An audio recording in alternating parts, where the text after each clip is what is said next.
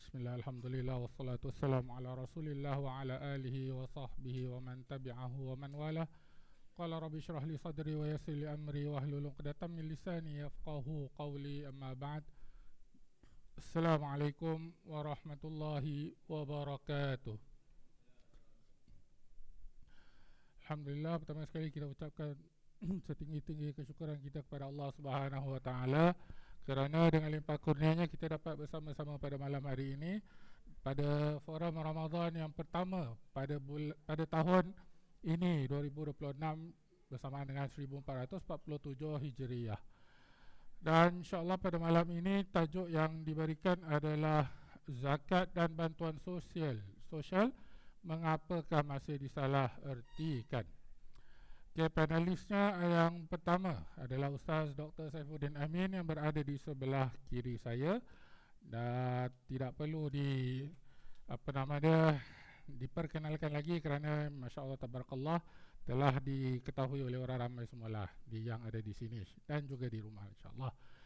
Dan di sebelah kanan saya adalah panelis kedua iaitu Ustaz Muhammad Kamal Mukhtar, dan beliau juga adalah salah satu daripada ustaz-ustaz yang dikira otai lah kan, yang sudah berkecimpung di dalam bidang dakwah, dan kedua-duanya sama juga adalah lebih kurang 2 dekad, lebih kurang Azad lah 2 dekad lebih atau kurang lah.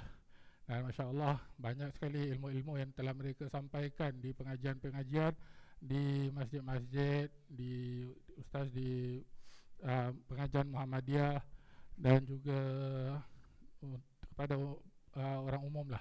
Dan alhamdulillah kita sangat berterima kasih di atas kehadiran mereka kedua-dua pada malam hari ini, dan juga kami ucapkan terima kasih kepada para jemaah hadirin hadirat yang masih bersama kami pada malam ini setelah kita laksanakan solat tarawih, solat isyak dan tarawih beramai-ramai sebentar tadi. Okey, tanpa melengah masa, forum pada kali ini kita seperti biasa akan ada 2 pusingan. Pada pusingan pertama kita akan berikan soalan kepada kedua-dua asatizah ini, dan setiap soalan lebih kurang 10 minit Ustaz. 10 minit, dan kemudian kita pergi ke pusingan kedua, lagi seorang 10 minit, dan insya-Allah kita akan tamat selepasnya lebih kurang 45 minit lah. Okay, insya-Allah taala. Ya, tanpa berlengah masa, tajuk pada malam ini adalah zakat dan bantuan sosial mengapa masih disalahertikan. Okay, sekadar sinopsis, walaupun zakat dan bantuan sosial adalah instrumen yang penting dalam Islam untuk menunaikan tanggungjawab sosial dan mengurangkan jurang kemiskinan, masih ramai yang keliru antara kedua ini, ya, zakat dan juga bantuan sosial. Forum ini membincangkan perbezaan konsep, tujuan dan pelaksanaan zakat berbanding bantuan sosial moden, serta cabaran yang dihadapi dalam penyampaian dan pemahaman kepada masyarakat. Dan insya-Allah para panelis ini kedua-duanya akan berkongsi pandangan praktikal dan solusi agar masyarakat lebih jelas dan yakin untuk menunaikan hak dan tanggungjawab sosial mereka. Dan kita pergi pada persoalan pertama kepada Al-Fadhil Ustaz Dr. Saifuddin. Persoalannya, antara zakat dan bantuan sosial, adakah kedua-dua ni ada persamaan atau perbezaan, atau boleh perjelaskan lagi kepada para hadirin hadirat perbezaan antara kedua-duanya? Falyatafaddal mashkura.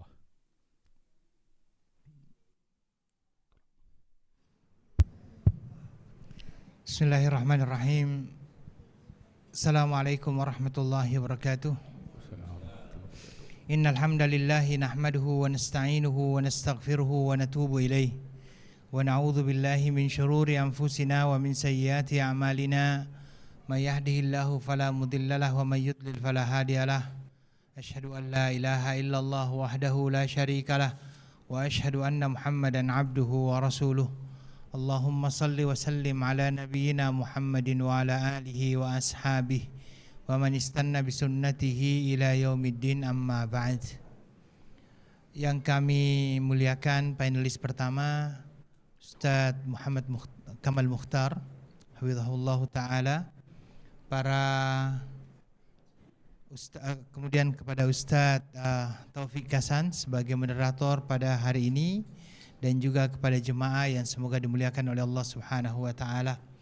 Alhamdulillah, pada malam hari ini kita berada di tempat ini untuk menjelaskan sedikit berkenaan dengan masalah zakat. Ya, kenapa masih disalahartikan? Dari tajuk ini saya bisa menangkap bahwasanya yang kita ingin tahu dalam hal ini adalah kenapa masih banyak orang yang belum bisa membezakan mana infak, mana sedekah, mana zakat, ataupun perbezaan antara zakat mal ataupun zakat fitrah. Dari sisi bahasa, zakat itu berasal dari kata-kata zaka, ya, yang berarti berkembang, nama dan lain sebagainya. Kalau dilihat dari sisi hukum, zakat ini hukumnya adalah wajib dan bisa dikatakan sebagai fardu karena ianya masuk dalam kategori rukun Islam. Ya, jadi kalau seandainya kita bertanya sebutkan rukun Islam, salah satu yang kita sebutkan adalah membayar zakat. Hanya saja zakat ini, ayolah ikhwah, adalah sesuatu yang diwajibkan bukan kepada semua orang, tetapi zakat ini hanya diwajibkan kepada orang-orang yang tertentu yang dianggap sebagai orang-orang yang memiliki kekayaan. Karena itu ada seorang ulama, ya, ulama Indonesia itu yang pernah mengatakan di Indonesia itu banyak sekali orang yang rukun Islamnya hanya sampai 3, ya, tidak sampai 5. Kenapa tidak sampai 5? Karena rukun Islam yang keempat dengan kelima itu ditambah dengan syarat tertentu lagi, yaitu mampu. Dan kemampuan itu lebih kepada kemampuan finansial. Oke? Sedangkan ada orang-orang yang tidak sampai ke sana sehingga rukun Islamnya hanya 3, syahadat, sholat, kemudian puasa. Sedangkan zakat dengan haji otomatis ada orang-orang yang tidak mempunyai kemampuan. Maka dia mempunyai kemampuan di situ. Sedangkan selain daripada zakat itu hukumnya hanyalah sunnah, ya, itu hukumnya hanyalah sunnah. Walaupun demikian, kita akan dapati di dalam Al-Quran Allah Subhanahu wa taala memberikan banyak sekali ayat yang menyuruh kita dan kemudian menjelaskan juga keutamaan daripada infak dan sedekah itu. Ya, misalnya saja di dalam Al-Quran surah Al-Baqarah, Allah Subhanahu wa taala menyatakan masalul ladzina yunfikuna amwalahum fi sabilillahi kamathali habbatin ambatat sab'a sanabila fi kulli sumbulatin mi'atu habbah wallahu yudha'ifu liman yasha'u wallahu wasi'un alim. Perumpamaan orang-orang yang menginfakkan hartanya di jalan Allah bagaikan seseorang yang menanam satu biji, dari satu biji tersebut tumbuh 7 batang dan setiap batang tersebut berbuah menjadi 100. Jadi 700, jadi satu akan dilipat gandakan menjadi 700. Tetapi ini pada hakikatnya dia adalah sunnah. Sedangkan yang dinamakan dengan zakat itu hukumnya adalah wajib. Berkenaan dengan waktu, kalau kita berbicara masalah zakat, otomatis ditetapkan waktunya. Karena orang baru boleh mengeluarkan zakat kalau sudah sampai 1 haul. Biasanya seperti itu. Kecuali ada beberapa zakat, misalnya zakat pertanian, yang perlu dikeluarkan ketika kita mendapatkan wa atu haqqahu yaum hasadi misalnya kan, ataupun zakat penemuan barang-barang yang ada di dalam tanah, ya, itu memang langsung dikeluarkan. Ataupun tetapi yang berkenaan dengan zakat harta yang kita kenal selama ini, dia mempunyai waktu yang tertentu dan itu diberikan waktu 1 tahun dan mempunyai syarat sampai nisab, ya, sampai nisab. Nisab itu adalah batas minimal seseorang itu, ya, memiliki harta sehingga dia diwajibkan untuk mengeluarkan yang namanya zakat. Ya, dan kalau tidak salah sekarang itu 85 gram emas. Dan ini yang saya katakan subhanallah, ini sangat tinggi sekarang, karena kalau harga emas sekarang kalau tidak salah itu sampai 300-an dolar. Kalau 300 dolar itu dikali 85 sangat tinggi, ya, cukup tinggi. Ya, ini yang dinamakan dengan zakat. Sedangkan yang dinamakan dengan infak dan sedekah, Ya, bantuan sosial ini itu tidak mempunyai waktu tertentu. Kapan saja, bila saja nak memberikan, silahkan memberikan. Oke. Kemudian jumlahnya pun kalau seandainya zakat ini sudah ditentukan juga jumlahnya 2,5 misalnya. Ya, kalau seandainya yang namanya bantuan sosial ini kan tidak mempunyai batasan-batasan. Kalau seandainya mau memberi silahkan. Ya, kalau seandainya mau memberi silahkan. Ya, ini tidak mempunyai batasan di situ, sedangkan yang dinamakan dengan zakat otomatis dia telah ditentukan karena ada yang dinamakan dengan nisab. Berkenaan dengan penerima juga, ini ada perbedaan juga. Karena kalau kita berbicara berkenaan dengan masalah penerima, di dalam Al-Quran Allah Subhanahu wa Ta'ala sudah menjelaskan bahwa penerima zakat itu sudah ditentukan. Ya, dan yang kita tahu penerima zakat itu adalah 8 asnaf yang ada di dalam Al-Quran itu dalam surah At-Taubah kalau tidak salah. Adapun zakat fitr itu berbeda pendapat di kalangan para ulama, ada yang mengatakan khusus untuk fakir dan miskin, ada yang mengatakan semuanya bisa masuk. Tetapi ala kulli hal, yang ketika kita berbicara masalah zakat, kita sedang berbicara berkenaan dengan penerima yang khusus menerima zakat tersebut, ya, dan ada orang-orang yang mungkin tidak berhak untuk mendapatkannya. Ya, kalau kita berbicara masalah zakat. Sedangkan berkenaan dengan masalah sedekah infak itu kan tidak ada yang dinamakan dengan asnaf-asnaf itu. Bebas mau diberikan kepada siapa saja. Selama ianya adalah sesuatu yang bisa dipertanggungjawabkan kehalalannya lah. Ya. Jadi ini adalah bentuk daripada perbedaan antara infak dengan zakat. Ya. Yang jelasnya zakat adalah sesuatu kewajiban yang apabila tidak dilaksanakan otomatis dia mempunyai konsekuensi berupa iqab, ya, ada sanksi, ada dosa apabila kita tidak melakukan yang namanya zakat tersebut. Karena itu di zamannya Abu Bakar radhiyallahu an, ketika beliau memimpin, banyak orang-orang yang tidak mau bayar zakat. Ya, banyak orang-orang yang tidak mau bayar zakat. Mereka tetap sholat, tetapi mereka tidak mau bayar zakat. Sehingga pada akhirnya Abu Bakar radhiyallahu an waktu itu mengambil satu keputusan untuk memerangi mereka. Ya, ketika mereka mau diperangi itu, Umar bin Khattab radhiyallahu an itu sempat memberikan yang namanya pernyataan kepada Abu Bakar. Kata Umar bin Khattab radhiyallahu an, kenapa engkau mau memerangi orang-orang yang sudah mengucapkan la ilaha illallah, sedangkan Nabi sallallahu alaihi wasallam hanya mengatakan umirtu an nuqatilan nas hatta yashhadu an la ilaha illallah. Ya, fa in fa'alu dzalik asamu minni dima'ahum wa amwalahum. Ya, kalau seandainya mereka sudah bersyahadat, mereka sudah mendapatkan jaminan. Sekarang kamu mau memerangi orang-orang yang tidak mau membayar zakat. Ada sebuah perkataan daripada Abu Bakar yang sangat-sangat kita ketahui waktu itu. Beliau mengatakan, wallahi lau qatilanna man faraqa zakah anis salah. Demi Allah saya akan memerangi orang-orang yang mencoba untuk memisahkan antara kewajiban zakat dan kewajiban salat ini. Ya, karena menurut Abu Bakar itu sama saja, dan itu diperangi betul oleh Abu Bakar. Dan akhirnya kembali, ya, mereka membayar yang namanya zakat. Dan zakat ini ayolah ikhwah, ya, dia adalah merupakan salah satu daripada rukun Islam, dan memberi itu sendiri mempunyai banyak sekali keutamaan-keutamaan yang disampaikan oleh Nabi sallallahu alaihi wasallam dan juga oleh Allah Subhanahu wa taala di dalam Al-Qur'an. Saya kira itu Ustaz. Syukran, jazakumullahu khairan. Jazakumullahu khairan Ustaz atas penjelasan yang diberikan berkenaan dengan zakat dan juga sedekah. Dan apabila masuk kita pergi kepada Ustaz Kamal. Persoalannya Ustaz, kalau berkenaan dengan zakat cuma bila datang Ramadan je baru kita dengar dekat radio, dengar tengok kat TV, orang yang berbual tentang zakat lah. Tapi boleh Ustaz jelaskan adakah pendekatan yang diambil untuk memahamkan masyarakat selari dengan tujuan zakat serta bantuan sosial itu sendiri? Boleh tafadhal masykur Ustaz. Bismillahirrahmanirrahim. Innal hamdalillah nahmaduhu wa nasta'inuhu wa nastaghfiruh wa na'udzu billahi min shururi anfusina wa min sayyiati a'malina. من يهده الله فلا مضل له ومن يضلل فلا هادي له وأشهد أن لا إله إلا الله وحده لا شريك له وأشهد أن محمدا عبده ورسوله Rabbi shrah li sadri wa yassir li amri wahlul 'uqdatam min lisani yafqahu qawli. Assalamualaikum warahmatullahi wabarakatuh.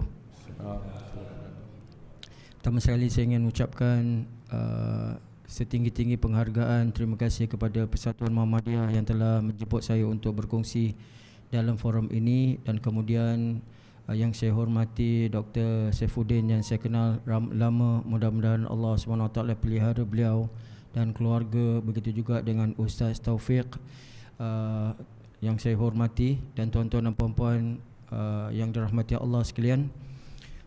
Soalan yang telah dikemukakan kepada saya, iaitu kenapa orang-orang bila bulan Ramadan diingat zakat. Mungkin kerana bulan Ramadan ni adalah bulan rahmah.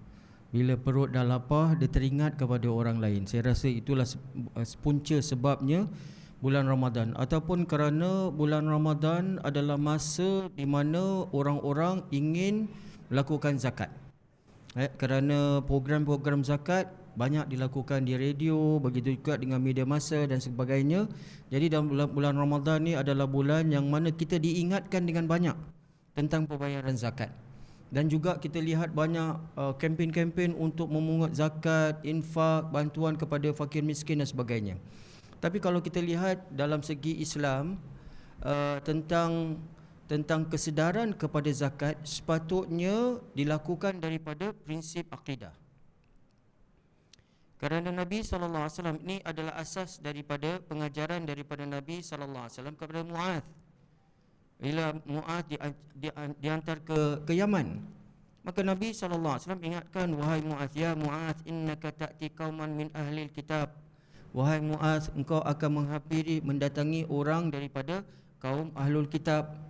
Fa awwal ma tad'uuhum, perkara yang pertama sekali kau ajak mereka adalah syahadah la ilaha illallah wa anna muhammadar rasulullah. Itu prinsip yang pertama.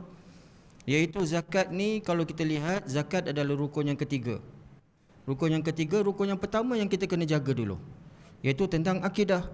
Kalau akidah sudah betul, maka perkara semua akan menjadi mudah.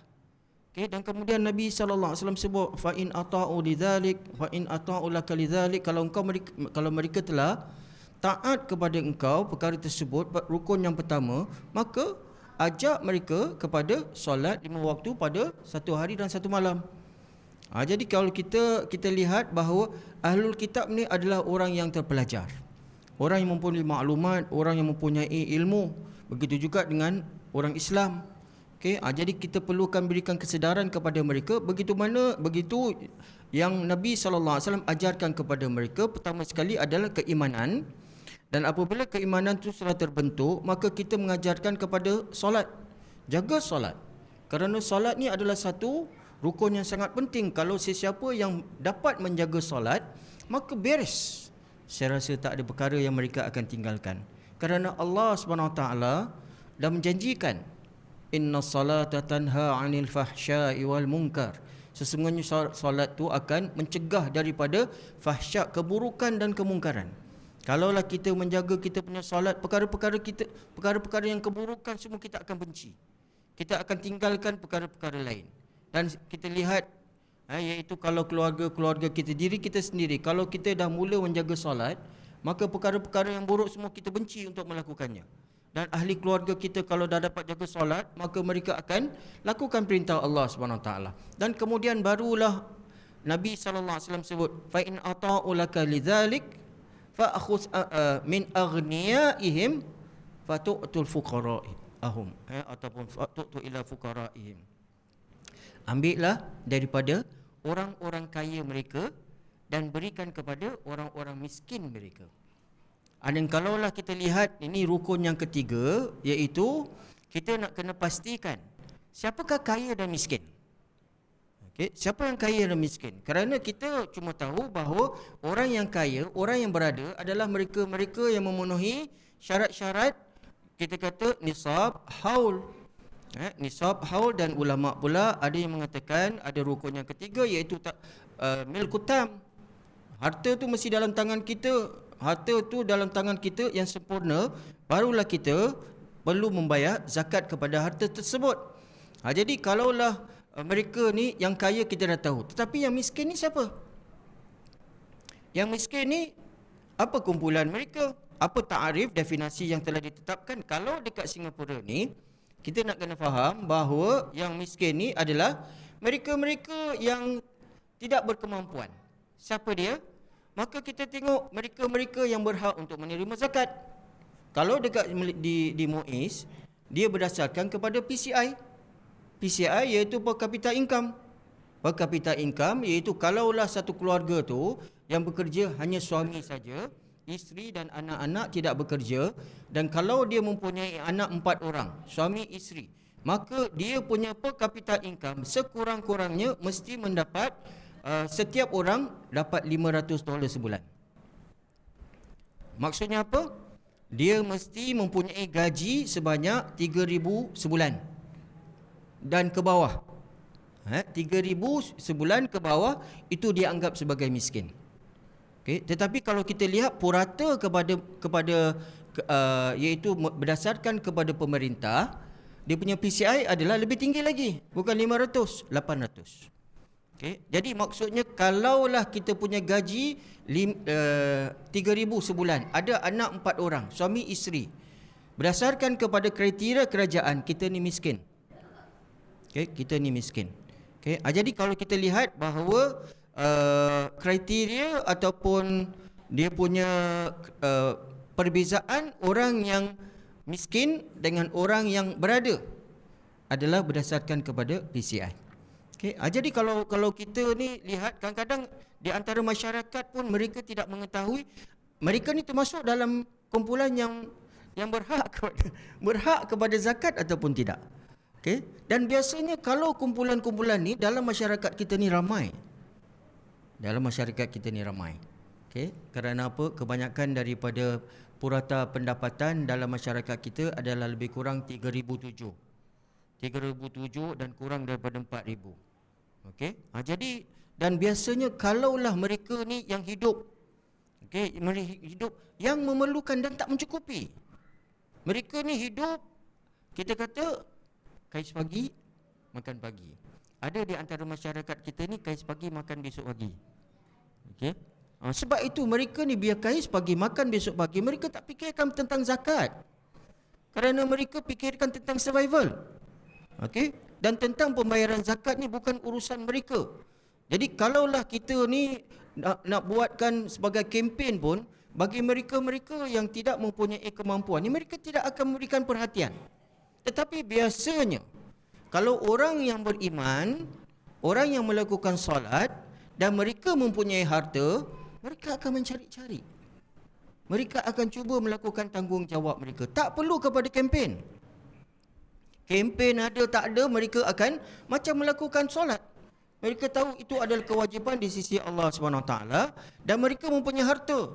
Nisab yang ada dalam simpanan mereka. Maksudnya duit yang ada dalam pegangan mereka ni lebih daripada apa yang telah disebutkan oleh Dr. Saifuddin tadi, iaitu berapa? 85 gram. 85-86 gram. 85 gram, 1 gram. Kalau yang terkini saya ni tentang harga emas ini, yang terkini harga emas 1 gram Singapura adalah $200. Emas dah menjunam. Okey, daripada 200 lebih kemudian menjunam kepada 200. Ada sebab-sebab ekonomi dan sebagainya. Jadi kalaulah kita kira 200 kepada 86 tadi banyak. Okey, lebih daripada 16,000 saya rasa. Okey, jadi lebih kurang tu. Jadi kalau kita ni dalam kita punya simpanan wang tu tak ada 16,000. Okay. Dan setiap kali kita simpan aja belanja. Memang kita ni tak perlu nak fikirkan tentang zakat. Tapi kalau mereka-mereka yang mempunyai wang yang banyak, mereka akan fikirkan duit dalam bank account mereka lebih daripada 30,000, 50,000, ada yang sampai ratusan ribu. Mereka akan mencari-cari. Dan masyarakat kita ni biasanya memang murah hati. Saya kenal ramai di antara masyarakat kita ni yang mempunyai harta ni mencari-cari untuk nak memberikan sumbangan. Di masjid-masjid mereka datang yang tentang iaitu kipas-kipas besar. Mereka kata, masjid perlu tak kipas besar, saya nak sponsor 2 biji. Satu kipas tu 15,000. Dia cari-cari mana-mana. Dan kemudian kalaulah orang-orang peniaga-peniaga kita yang kaya, mereka ni memang kaya. Sebab itu mereka ni yang kaya, mereka sedar diri mereka, dan sepatutnya kita ambil daripada mereka ni. Dan kaya ni biasanya mereka ni yang kalau kita lihat dalam masyarakat kita ni daripada dulu sampai sekarang lah, iaitu dia punya pembahagian masyarakat kita ni adalah berdasarkan kepada bell curve. Siapa yang belajar statistik ni dia tahu bell curve dia. Iaitu kita tahu ada yang miskin ni lebih kurang 5%. Kemudian kita ni yang middle income ni, kemudian yang over middle income, dan kemudian ada yang kaya. Kaya ni adalah lebih kurang dalam 20-30%. Yang paling kaya ni cuma 5% saja. Yang 5% ni mempunyai kekayaan 90% daripada harta dalam masyarakat. Macam itulah. Jadi ada di antara masyarakat kita, teman-teman kita, peniaga-peniaga kita mempunyai harta yang memang sangat-sangat lumayan.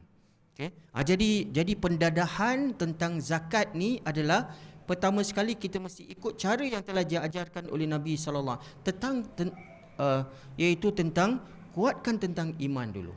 Iman, tentang kefahaman Islam, dan kemudian tentang penjagaan solat, dan kemudian barulah kita sedarkan tentang zakat.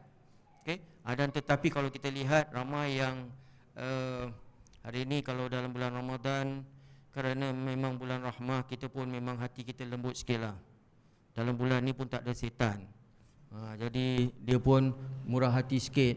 Kalau setan tu dia tengok duit banyak pun dia fikirkan juga. Ada bisikan setan, dia kata simpanlah duit kau tu, belanjalah, makanlah lebih baik lagi. Tetapi dalam bulan Ramadan ni okeylah, tengok orang miskin lembut hati dia, meleleh air mata dia. Jadi dia fikirkan untuk nak bayar zakat dia. Dan kalau dalam bulan Ramadan ni mungkin kerana dia punya kelembutan hati, tetapi saya rasa ini kerana dalam bulan Ramadan ni kita ada competition. Itu pengalaman saya lah. Ini competition daripada badan-badan kebajikan. Jadi bila badan-badan kebajikan ni semuanya membayar zakat, mengumpul zakat. Sebenarnya dalam Singapura ni yang berhak untuk mengumpul zakat adalah MUIS saja. Berdasarkan kepada undang-undang Administration of the Muslim Law Act, hanya MUIS saja yang berhak untuk mengumpul zakat. Tapi badan-badan kebajikan tak dilarang, dibenarkan untuk mengumpul zakat. Jadi badan-badan semua dalam bulan Ramadan ada competition untuk mengumpul zakat, untuk memberikan sumbangan. Dan saya rasa bila memberikan sumbangan juga, yang paling penting adalah kita penuhi 8 asnaf.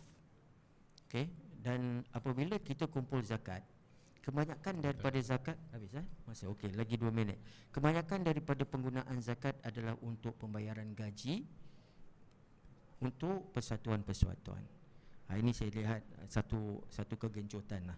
Walaupun dekat badan-badan ni, saya tak mau sebut lah, iaitu kebanyakan daripada zakat ni, kebanyakannya lebih daripada 30% sampai ada yang sampai 40% digunakan untuk gaji-gaji pegawai-pegawai dalam badan tersebut. Dan ini termasuk dalam asnaf fi sabilillah. Jadi fi sabilillah ni sangat besar. Jadi kalau kita lihat bila fi sabilillah digunakan, maka fakir miskin tu kurang dia punya pengagihan. Itu di antara masalah-masalah, tapi saya rasa tak ada masalah kalau kita nak berikan pendedahan dan untuk kumpul untuk keperluan masing-masing. Saya rasa itu berdasarkan kepada keperluan masing-masing, silakan. Jadi itu komen saya yang pertama lah. Wallahu alam. Alhamdulillah, terima kasih kepada Ustaz Kamal tentang penjelasan tersebut. Dan kita pergi kepada pusingan kedua, soalan bagi Ustaz Saifuddin Amin. Ustaz Kamal tadi dah bentangkan statistik lah, berkenaan siapa yang miskin, siapa yang orang kaya. Dan dari sini bila kita tengok berkenaan dengan ekonomi, kebanyakan daripada orang kita ni kebanyakannya tak stable sangat lah. Stable pun stable, tapi yang kat bawah jugalah. Jadi bagaimana kita nak yakinkan masyarakat yang sebegini untuk mereka lebih rela untuk berpisah dengan sebahagian harta mereka demi jalan Allah Subhanahu Wa Taala dalam keadaan mereka yang sebegitu. Boleh tafadhal masyhur Ustaz. Alhamdulillah wassalatu wassalamu ala Rasulillah. Yang pertama ini adalah merupakan pertanyaan berkenaan dengan bagaimana kita meyakinkan orang agar dia rela berpisah dengan hartanya. Berkenaan dengan masalah harta ini, di dalam Al-Quran Allah Subhanahu wa Ta'ala menyatakan bahwasanya manusia berkenaan dengan harta sangat cinta, ya. Bahkan di dalam Al-Quran dikatakan bahwasanya dia mencintai hubban jamma berkenaan dengan masalah harta ini. Sehingga memang yang pertama sekali adalah meyakinkan berkenaan dengan keutamaan daripada zakat, infak, pemberian ini sesuai dengan apa yang disampaikan oleh Allah Subhanahu wa Ta'ala di dalam Al-Quran dengan ayat yang begitu banyak, ya, dengan ayat-ayat yang begitu banyak berkenaan dengan keutamaan sedekah. Kemudian kita jelaskan tentang keutamaan sedekah itu sendiri, dan itu adalah sesuatu yang sebenarnya penting untuk kita sampaikan kepada masyarakat berkenaan dengan keutamaan daripada sedekah. Tapi seperti yang disampaikan tadi oleh Ustaz Muhammad Mukhtar Kamal Mukhtar, bahwasanya masyarakat kita di Singapura ini alhamdulillah mereka adalah orang-orang yang suka memberi. Ya, dan saya menjadi contoh itu. Artinya saya menjadi saksi berkenaan dengan masalah itu. Ya. Saya ataupun Ustaz kami bertiga ini saya kira pernah menuntut ilmu di Madinah, Ustaz, dan kita lihat bagaimana kedermawanan orang-orang Madinah ketika pada bulan suci Ramadan. Ya. Di bulan suci Ramadan itu orang-orang Madinah itu menyiapkan yang namanya iftar kepada orang-orang yang datang ke Masjidin Nabawi. Dan di masa kami ini saya kira bukan seperti sekarang. Kalau sekarang kan hanya sedikit itu, hanya roti, dan kalau dulu memang makannya besar, ya, makanan besar. Dan itu semuanya dimulai daripada apa? Dimulai daripada apa yang ditanamkan oleh Nabi Sallallahu Alaihi Wasallam kepada penduduk Madinah, ya, yang senantiasa memotivasi mereka untuk berinfak dan bersedekah, menjelaskan tentang keutamaan daripada infak dan sedekah tersebut. Dan saya katakan, saya juga menjadi saksi bahwa di Singapura ini saya rasakan hampir sama dengan yang ada di kota Madinah Al-Munawwarah. Saya lihat di Singapura ini, dimanapun kita berada, insya Allah pada waktu bulan suci Ramadan, kalau kita ingin berbuka di masjid manapun kita masuk, insya Allah pasti ada makanan. Hampir sama dengan kota Madinah Al-Munawwarah, dan ini adalah merupakan salah satu keutamaan yang Allah Subhanahu wa Ta'ala berikan kepada ahlu Singapura, khususnya untuk orang-orang Melayu Muslim ini. Hanya saja mungkin saya memberikan sedikit saranan, ya, berkenaan dengan bagaimana agar orang-orang lebih mau untuk berinfak lagi, khususnya berzakat, yang mana itu adalah merupakan sebuah kewajiban. Yang pertama saya lihatnya, saranan yang saya berikan, mungkin yang dinamakan dengan amil zakat itu jangan musiman. Ya. Biasanya yang namanya amil zakat itu dia hanya muncul pada waktu bulan Ramadan. Ya. Kalau seandainya amil zakat itu ditetapkan dan dia aktif mencari orang-orang muslim yang kaya, ya, sama seperti orang yang akan membayar teks. Jadi datangi rumahnya, ketuk pintunya, Bapak saya lihat punya kereta banyak ini, Bapak punya harta berapa? Saya hitungkan hartanya, zakatnya saya hitungkan. Begitu sebenarnya seharusnya amil seperti itu. Kalau seandainya ada amil yang bisa seperti itu, bagus. Ya, dan ini akan memberikan motivasi kepada orang-orang untuk membayar zakat karena dia didatangi. Kita jangan hanya menunggu sampai di sini saja. Datangi orang-orang yang memang kita anggap bahwa dia adalah orang-orang yang kaya. Karena mungkin saja dia tidak mampu untuk menghitung atau mengira berapa hartanya yang harus dia keluarkan sebagai bentuk zakat. Biasanya kan dia hanya kira-kira saja, oh sekian, mungkin dia 20.000, 30.000, padahal sepatutnya dia harus mengeluarkan lebih daripada itu. Ya, karena mungkin dia tidak mampu untuk mengira, makanya amil zakat ini dia harus aktif untuk turun. Ya, ini yang pertama. Saranan saya yang kedua, wallahu alam, apakah ini saranan yang mungkin bisa kita pikirkan bersama. Selama ini uang tabungan kita senantiasa konversikan ke emas. Kalau ke emas dia 85 gram, Ustaz, ya. Berarti sekitar 13.000. Bagaimana kalau seandainya kita konversikan ke perak? Kalau perak, dia punya nisab hanya 595 gram. Harga perak sekarang itu baru $4 per gram. Berarti kalau 595 baru sekitar 2.000 atau 3.000. Sehingga orang-orang dikatakan kaya ketika dia mempunyai 3.000 dan dia berhak untuk mengeluarkan zakat. Ya. Kalau seandainya yang dinamakan dengan uang yang ada di tabungan-tabungan ini bukan dikonversikan ke emas, tapi kita konversikan ke perak. Karena perak dengan emas kan itu yang diwajibkan untuk kita berzakat. Hanya saja nisabnya saya lihat berbeda. Wallahu taala alam ini. Dan yang terakhir, sebagai seorang muslim, mari senantiasa berdoa agar kita bisa menjadi muzakki. Jangan menjadi orang kaya. Berdoa jangan minta menjadi orang kaya, tetapi berdoa agar bisa menjadi pembayar zakat. Kenapa? Karena semua pembayar zakat pasti kaya. Tapi tidak semua orang kaya mau bayar zakat. Ya, jadi kita berdoa kepada Allah, jangan mau jadi ya Allah kayakan saya kayakan. Tidak, berdoa ya Allah jadikan saya muzakki. Kalau dia muzakki, insya Allah pasti ada orang kaya. Karena yang dinamakan dengan muzakki yang mengeluarkan zakat ini mempunyai batasan tertentu, dia mempunyai berapa uang yang dia punyai baru dia keluarkan. Wallahu taala alam. Syukran Ustaz.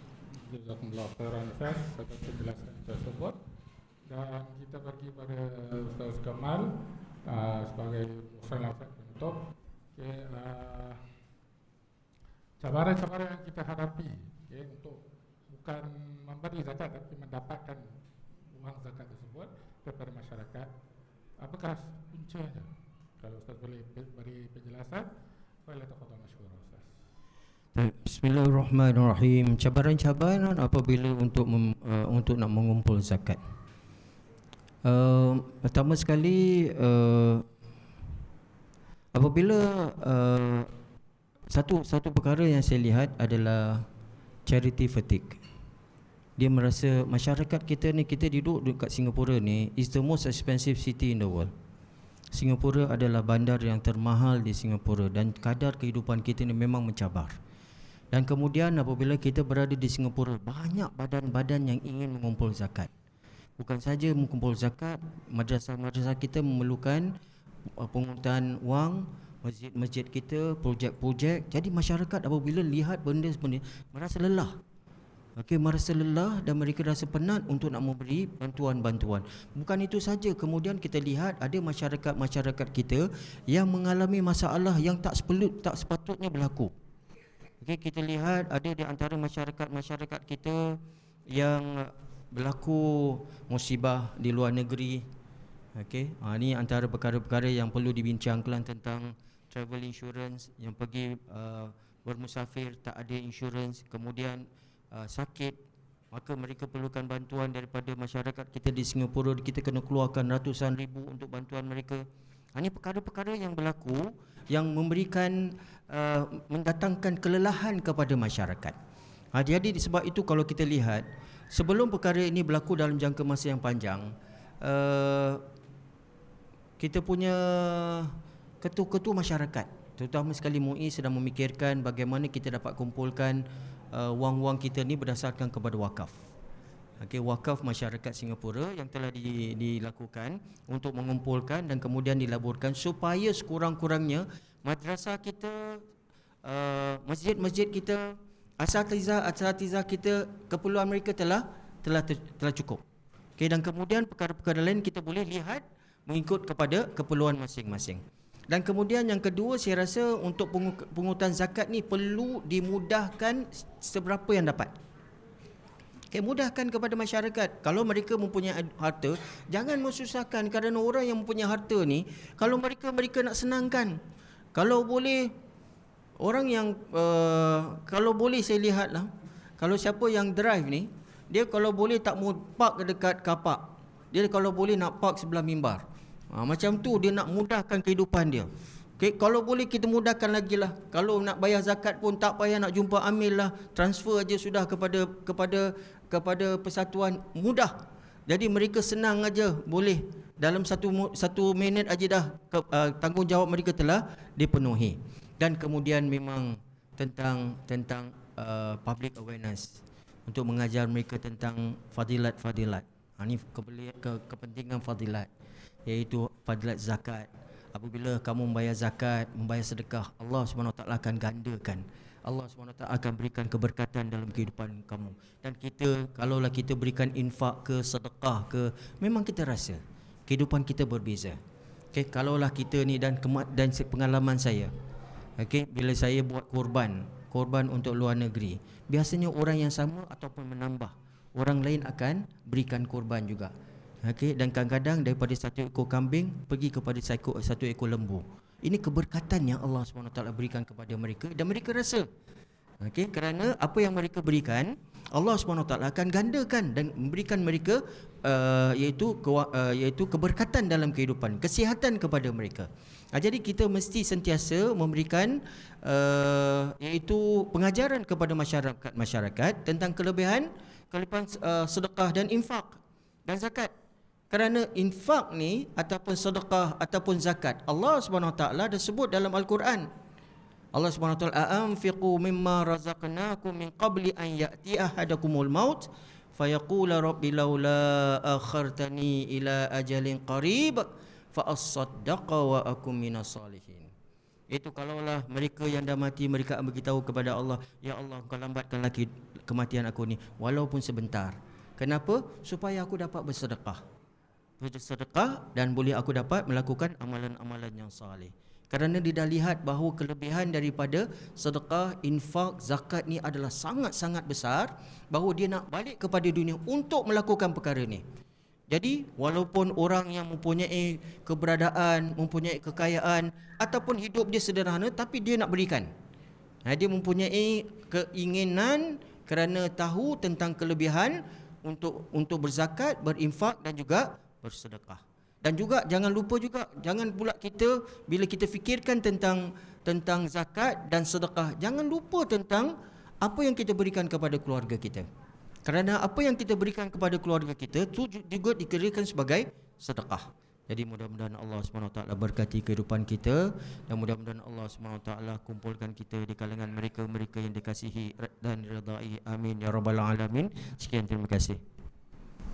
Alhamdulillah kita dah sampai kepada penghujung forum ini dan alhamdulillah kita ucapkan terima kasih kepada Fadil Ustaz, kedua-dua asatizah kita yang memberi penjelasan yang begitu jelas berkenaan dengan zakat dan bantuan. Dan sebelum kita habis, berikut adalah ringkasan daripada apa yang telah disampaikan. Yang pertama, zakat itu adalah satu kewajipan dan sedekah itu boleh berlaku pada bila-bila masa saja. Itu perbezaan antara zakat dan sedekah. Yang kedua, cara kita untuk lebih memahamkan masyarakat adalah menerusi penjagaan iman dan kemudian solat dan kemudian akan datang zakat. Dan di Singapura kita untuk gauge orang itu sebagai orang miskin ataupun tidak adalah menurut per capita income kita PCI. Kalau menurut MUIS $500, kalau Singapura punya government $800. Dan kemudian antara sikap murah hati masyarakat ni kita perlu tabiklah kepada mereka semua yang sangat murah hati dalam memberi dan juga mereka ada keprihatinan lah terhadap masyarakat dan pada akhirnya mereka dengan murah hati membantu masyarakat. Nah, kemudian antara punca untuk cabaran untuk mengumpul zakat adalah antara puncanya adalah charity fatigue kerana banyak sangat institusi yang mengumpul zakat dan untuk mengatasi perkara tersebut kita berikan kemudahan, berikan kemudahan kepada mereka yang ingin menunaikan zakat mereka. Dan alhamdulillah, terima kasih sekali lagi, jazakumullah khairan kepada kedua-dua panelis, Fadil Ustaz Dr. Saifuddin Amin dan juga Ustaz Muhammad Kamal Mukhtar di atas perkongsiannya pada malam hari ini. Marilah sama-sama kita tutup dengan tasbih kafarah dan suratul Asr. Subhanakallahumma wa bihamdika asyhadu an la ilaha illa anta astaghfiruka wa atubu ilaik. Bismillahirrahmanirrahim. Wal 'asri innal insana lafi khusr illa alladhina amanu wa 'amilus salihati wa tawassaw bil haqqi wa tawassaw bis sabr. Rabbana atina fid dunya hasanah wa fil akhirati hasanah wa qina adzabannar. Wa sallallahu ala nabiyyina Muhammad wa ala alihi wa sahbihi wasallam. Walhamdulillahi rabbil alamin. Wassalamu alaikum warahmatullahi wabarakatuh.